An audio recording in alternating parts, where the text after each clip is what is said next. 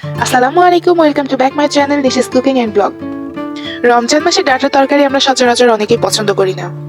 আমি আম্মুকে বললাম, আম্মু প্লিজ আজকে ডাঁটার তরকারি রান্না করো না, প্লিজ প্লিজ প্লিজ। আম্মু বললো আচ্ছা ঠিক আছে, আজকে তোদেরকে আমি ডাঁটার ভাজি করে খাওয়াবো। তো ভাবলাম আপনাদের সঙ্গে সেই স্পেশাল ডাঁটার ভাজি শেয়ার করা যাক। প্রথমে কড়াইতে তেলের মধ্যে পেঁয়াজ এবং মরিচ হালকা লাল লাল করে ভেজে এর মধ্যে গোটা জিরে দিয়ে এরপর ডাঁটাগুলো দিয়ে দিচ্ছে। এখানে আমার আম্মুর স্পেশাল কালো কড়াই ইগনোর করবেন প্লিজ, কারণ এটা আমার আম্মুর খুবই পছন্দের কড়াই, এটাতে নাকি রান্না খুব বেশি ভালো হয়। এরপর এক একে লবণ এবং হলুদের গুঁড়ো দিয়ে নিল আমার আম্মু।